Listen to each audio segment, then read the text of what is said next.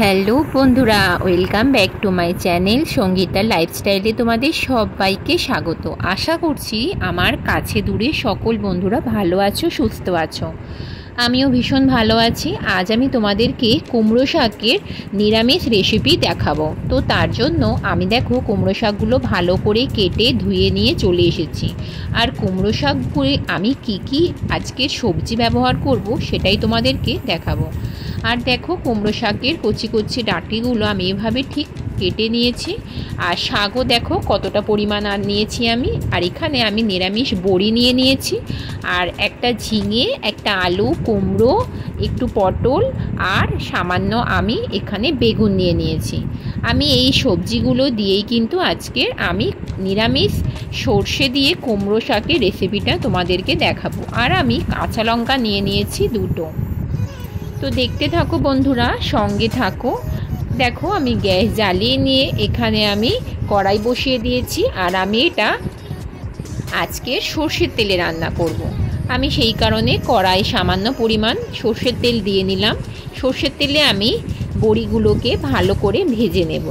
বেশি তেল দিলে বড়িগুলো টেনে নেবে, তাই আমি অল্প কিছু তেল দিয়ে আমি বড়িগুলোকে এইভাবে হালকা লাল লাল করে কিন্তু ভেজে তুলে নেব। এইভাবে কিছুক্ষণ বড়িটা নাড়াচাড়া করে একটা পাত্রে আমি তুলে নেব। আর বেশি নাড়াচাড়া করলে কিন্তু বড়িগুলো একেবারে লাল হয়ে যাবে আর পুড়ে যাবে। তাই জন্য অল্প কিছু নাড়াচাড়া করে আমি বড়িগুলো একটা পাত্রে তুলে নিচ্ছি। এইভাবে বড়িগুলো তুলে নেওয়ার পরে আবার দেখো কড়াই একটু তেল নেই, সব তেল টেনে নিয়েছে। আমি আবার এখানে কিছুটা পরিমাণ সর্ষের তেল দিয়ে নিলাম। এইবারে আমি এখানে ফোড়নের জন্য আমি এখানে গোটা জিরে ব্যবহার করে নিলাম। তারপরে দেখো সবজিগুলো আমি এক এক করে কিন্তু দিয়ে নিচ্ছি, কারণ সবজিগুলো আমি দিয়ে ভালো করে নাড়াচাড়া করে নেব। আগে আমি সবজি দিয়ে দিলাম। আর আমি কিন্তু এখানে ফোড়নের জন্য শুকনো লঙ্কা ব্যবহার করলাম না, কারণ আমি এখানে কাঁচা লঙ্কা ব্যবহার করব। আমি সবজিগুলো দিয়ে আগে ভালো করে একটু ভাজা ভাজা করে নেব, তারপরে শাকটা আমি দেব। কারণ সবজিগুলো ভালো করে ভাজা থাকলে শাকটা দেওয়া মাত্রই শাকটা খুব তাড়াতাড়ি শুকিয়ে যাবে, মানে একদম নেতিয়ে যাবে। সেই জন্য আমি আগে সবজিগুলো দিয়ে কিন্তু ভালো করে ভাজা ভাজা করে নেব। সবজিটা ভাজা হতে সময় লাগবে, তাই সবজিটা বেশিক্ষণ ধরে একটু আগে বেশি ভাজা ভাজা করে নিতে হবে। এরপরে আমি শাকগুলো নিয়ে চলে এসেছি। দেখতে পাচ্ছ শাকগুলো আমি এক এক করে কিন্তু দিয়ে নিচ্ছি। আর শাকগুলো এভাবে কিছুক্ষণ দিয়ে আমি কিন্তু একটু নাড়াচাড়া করে নিচ্ছি। নিচের সবজিগুলো ওপরে তুলে দিচ্ছি, আর ওপরে শাকগুলো আমি কিন্তু নিচে করে দিচ্ছি। এইভাবে কিছুক্ষণ নাড়াচাড়া করার পরে আমি একটা ঢাকনার সাহায্যে ঢাকি দিয়ে দিচ্ছি। তারপরে কিছুক্ষণ পরে আমি চলে এলাম। দেখতেই পাচ্ছ শাকগুলো একদম কিন্তু শুকিয়ে গেছে, একদম ছোট ছোট চিপসে গিয়ে একদম কিন্তু অনেকটা কিন্তু নেতিয়ে গিয়ে অল্প হয়ে গেছে। এইবারে বন্ধুরা আমি কিন্তু এইভাবে কিছুক্ষণ নাড়াচাড়া করে নিচ্ছি। আর ভালো করেই জানো শাক থেকে কিন্তু একটু জল বেরাবে, সেই কারণে এখানে তোমরা চাইলে বেশি জল নাও ব্যবহার করতে পারো। এখানে আমি দুটো মাঝারি সাইজের কাঁচা লঙ্কা, কাঁচা পাকা লঙ্কা চিড়ে দিয়ে দিলাম, অর্ধেক করে দিয়ে নিলাম। তারপরে আমি এখানে মশলা ব্যবহার করব। প্রথমেই আমি এখানে দিয়ে নিলাম সামান্য পরিমাণ হলুদ। তারপরে আমি এখানে দিয়ে নেব ধনে গুঁড়ো, নুন, সমস্ত মশলা আমি এক এক করে কিন্তু দিয়ে নিচ্ছি। দেখে নাও আমি কি মশলা এখানে ব্যবহার করছি।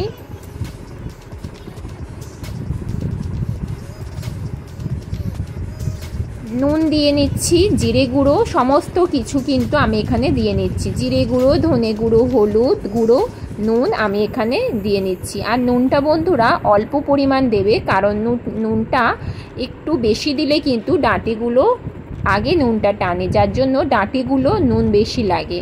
নুনটা এখানে কম ব্যবহার করবে।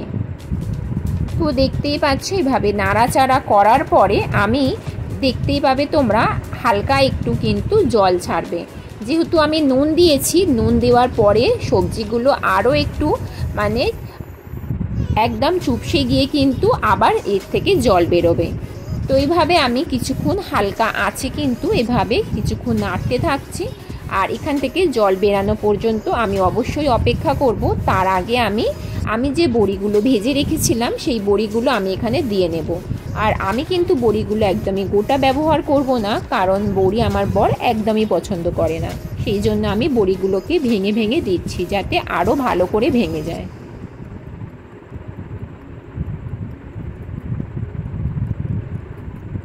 এইভাবে বড়িগুলো কিছুক্ষণ ভেঙে ভেঙে দেওয়ার পরে আমি আরও কিছুক্ষণ নাড়াচাড়া করে নিলাম। আর এইভাবে নাড়াচাড়া করে নেওয়ার পরেও দেখা যাবে যে একটুখানি কিন্তু জল বেরাবে। তার জন্য আমি আবারও একটা ঢাকনার সাহায্যে চাপা দিয়ে দিলাম। কিছুক্ষণ পরে আমি যখন ফিরে এলাম, দেখো আমার সবজি থেকে কিন্তু জল বেরিয়েছে। এই জলটা হচ্ছে আমি যেহেতু নুন দিয়েছিলাম তার জন্য কিন্তু এই জলটা বেরিয়েছে। আর এখানে আমি যে সর্ষেটা আজকে ব্যবহার করব, সর্ষেটা কিন্তু আমি দোকান থেকে পাউডার সর্ষে কিনে এনেছি। একটা জলে গুলে ভালো করে এভাবে কিন্তু নিয়েছি। তারপরে যেহেতু সর্ষে তেতো হয় আর যেহেতু এটা একদম পুরো পাউডার সর্ষে, কোনো রকম অসুবিধা হবে না। আমি নামানোর কিছুক্ষণ আগে পাউডার সর্ষেটা দিয়ে নিলাম। তারপরে আমি এখানে নামানোর আগে কিছুটা পরিমাণ ঘি দিয়ে দিলাম।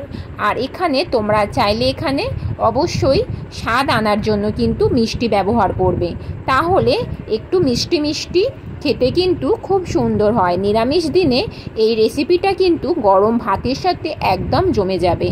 সর্ষে দিয়ে লাউ শাকের রেসিপি তোমাদের কেমন লাগলো অবশ্যই কিন্তু বন্ধুরা কমেন্ট বক্সে কমেন্ট করে জানিও। আর আমার এই ভিডিওটা যদি ভালো লেগে থাকে অবশ্যই চ্যানেলটাকে সাবস্ক্রাইব করে পাশে থাকা বেল আইকনটা প্রেস করে দিও। এই দেখো বন্ধুরা, আমি একটা পাত্রে সার্ভ করে নিয়েছি। দেখো বন্ধুরা, আমার কিন্তু নিরামিষ কুমড়ো শাকের রেসিপি একদম রেডি হয়ে গেছে। তো আজকের মতো বন্ধুরা আমি এখানেই ভিডিওটা শেষ করছি। দেখা হবে নেক্সট ভিডিওতে। আজকের মতো টাটা, বাই বাই।